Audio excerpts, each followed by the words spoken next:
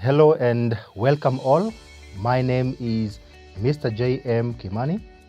I welcome you to lesson 4, still on probability topic. Lesson 4, we look at the probability theory. Now, in probability theory as a second item, remember the first item we covered was the set theory in lesson 1, 2, and 3. Now, probability theory, the first thing to know is to define the probability. So this is definition of probability. Now, we'll say that probability is the chance or likelihood of an event occurring or not occurring, and it is denoted by a letter P, and it measures between 0 and 1, meaning we use P to denote the probability, and we measure this one between 0 and 1,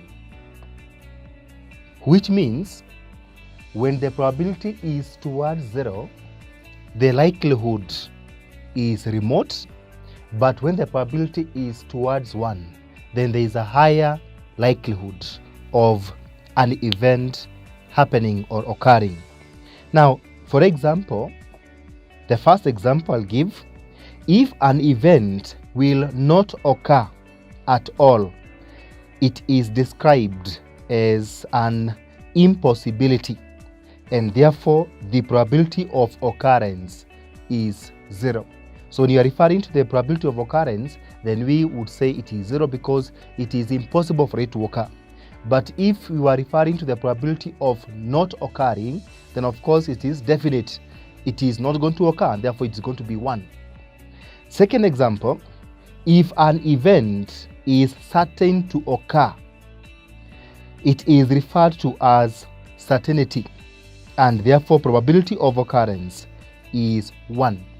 Now, there are rare cases or rare chances where an event is definite to occur, an event is definite not to occur. And in life, of course, in most cases we operate within 0 and 1, not 0 exactly, not 1 exactly, though we cannot miss some few examples of something occurring. Now, sometimes we may even have subjective probabilities where an individual's opinion would indicate the chance is too remote, or somebody else under the same circumstance or the same issue, he may indicate the probability to be so high. Let's say, for example, looking at the clouds, and somebody would say that there is a higher probability of raining, that is going to rain. So to that person, the probability that is going to rain is so high, but somebody else again would see the same clouds, but it would indicate the probability of raining not that high, and therefore would be somehow remote. So in this case, we look at the range, we look at the indication whether it is lying towards impossibility or lying towards the certainty, and that is how we indicate probability. Now, there are two broad methods and approaches to probability. The first one is classical, or we can talk of theoretical. We can talk of axiomatic. We can also talk of intuitive,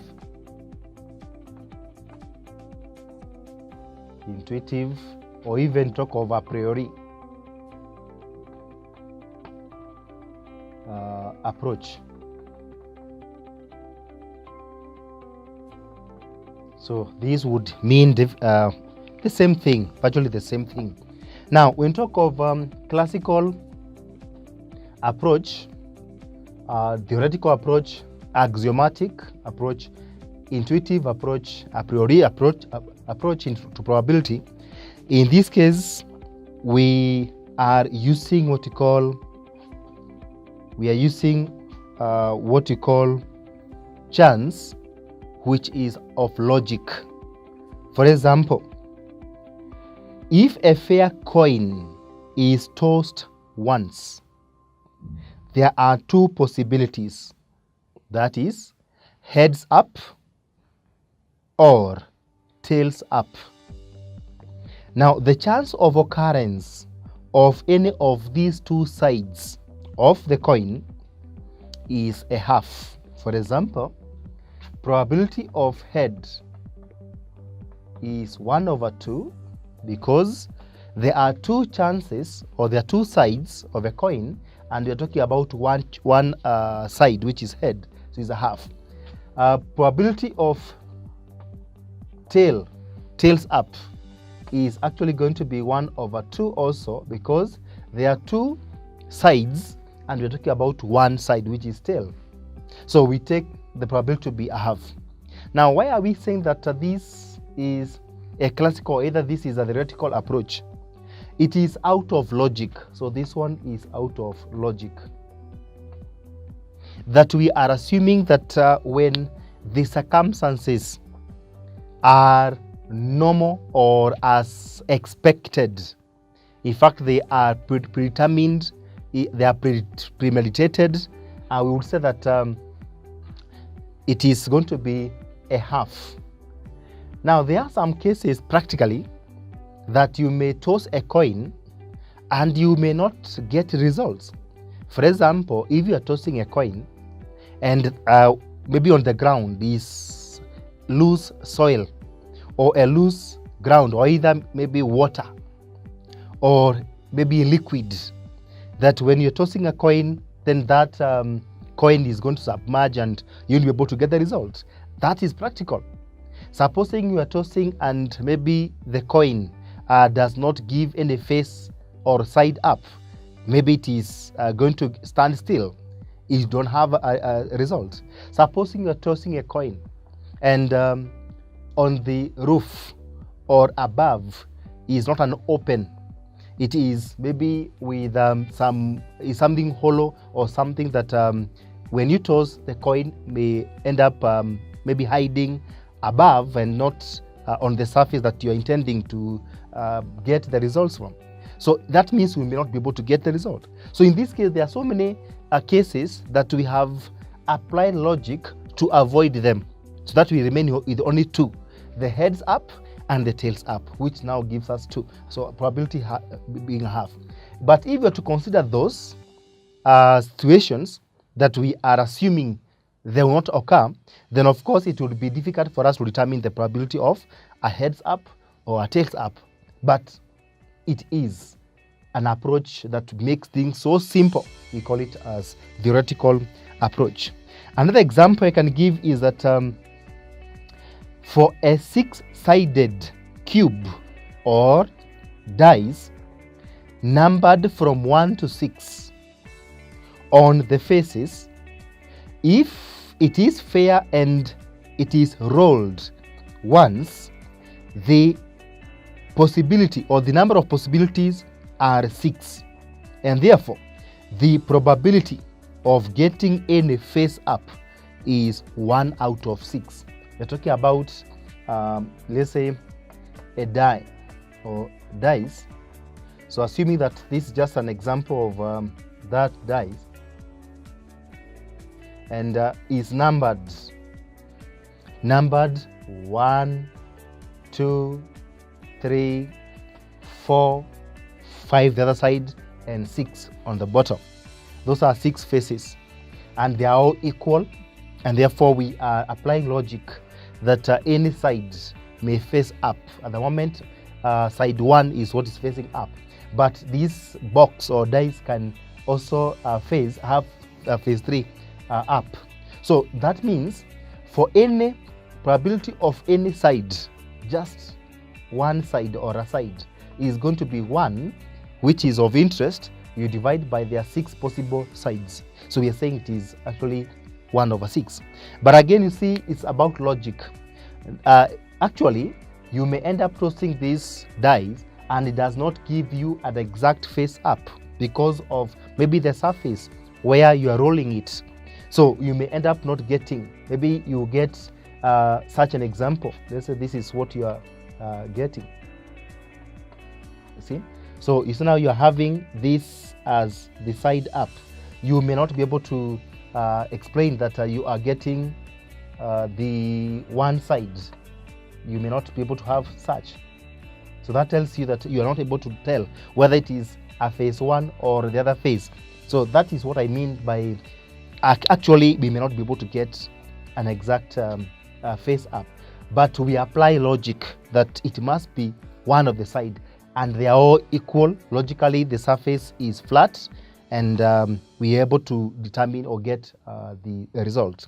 That's what I mean by classical, theoretical, axiomatic, intuitive, a priori approach. The next approach, we talk of empirical, or talk of historical, or talk of experimental approach. Now, this approach is where we look at the possible happenings, and we use them to form a formula, or either a way of determining the probability instead of logic. For example, if we were to get a probability, we'll say it is the number of occurrences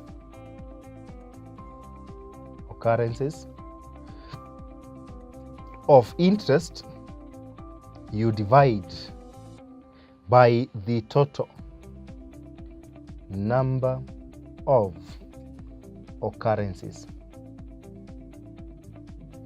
So there is the occurrences of interest, and there is the number of occurrences, total number of occurrences. Let's take an example. If, let's say, historically, if you toss a coin, and in the tossing, you end up getting, let's say you toss like 10 times or even 6 or whatever times. Suppose you get a head, you get a tail, you get a tail, a tail, a head, a tail. So assuming that is what you get. So that means 1, 2, 3, 4, 5, 6. Let's say we have tossed a coin 6 times. And this is our recording, what I'm calling now the experimental or historical. These are the outcomes. Supposing we want to get the probability of maybe a tail. So we are going to look at the probability of a tail, which means we'll take the number of tails in our historical data, which we count 1, 2, 3, 4. So there are 4 tails. You divide by total outcomes or total happenings, which are 6. That means we can say that the probability is 4/6, or rather you can say it is 2/3, should we try to simplify it. So the probability of head is 2 times out of our list over 6, and therefore this can also be 1/3. You see, now we are using historical. We are not actually using logic. It is out of the happening. Supposing, maybe another example, if we are having, let's say, like previous sales, and we are having number of times. So this you can say it is frequency. Suppose we have actually sold, let's say, 1,000 units, 2,000 units, 3,000 units, 4,000 units, and even 5,000 units. And the number of times, let's assume that we have, this is 10 times, or we can even talk of, to make it simple, let's assume that the number of times we are looking at is 10 times. And then now we just indicate, like out of the 10 times, maybe we had 2 times where we sold 1,000 units. we had say 3 times where we sold this 2,000. We had 1 time. We had 1 time, and when I add this already 5 plus 2 is 7. We have 3 times, so assuming 3 times. So that is going to give us exactly 10. That means if I come up with a probability column, I'll be talking of the number of times of interest, which is 2, we divide by total, which is 10. So meaning 2 over 10 is going to be 0.2. 3 over 10 is going to give us 0.3. 1 over 10, this is 1 over 10, will give us 0.1. 1 over 10 will give us 0.1, and 3 over 10 will give us 0.3. Now, should we want to determine the probability of something, like we say, let's say Roman 1. So probability, let's say, of selling, say, at least, let's say 3,000, at least 3,000 units.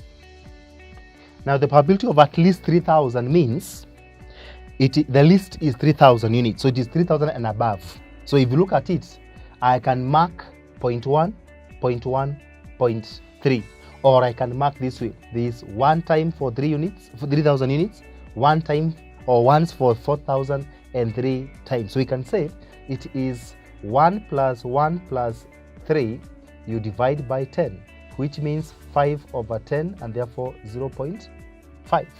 So now I am taking the total number of occurrences of interest, which we get 5, we divide by total, which is 10, and it is 2. Even if I add this, I get 0.5. Suppose I want Roman 2, the probability of at most, let's say at most 3,000 units. Now, at most means 3,000 is the highest number of units we can sell, and in our case we can see we have 1,000 the least, 2,000, and then 3,000, which we think is at most. That means we'll take 2 times plus 3 times plus 1 time, we will divide by 10. This means 6 over 10, and therefore this is 0.6 as our probability. That is our solution. Supposing we require Roman 3 probability, let's say, of more than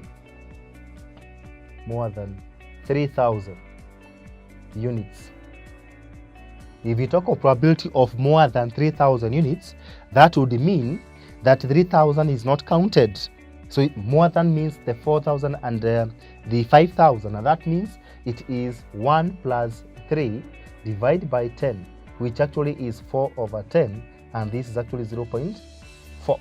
That is the probability of more than 3,000. So now I'm looking at my interest, which is 4,005, which is total of 4 divided by 10, I get 0.4. And finally, suppose I want the probability of exactly, let's say 2,000 units. Probability of exactly 2,000 units means you go to where 2,000 is, that's our interest, and it is 3 times out of the 10. So this is going to be 3 divided by 10, which is 0.3. So all these are the solutions that would indicate, and using the historical or experimental or empirical approach to probability. And we would say that this is objective because everyone would get the same results.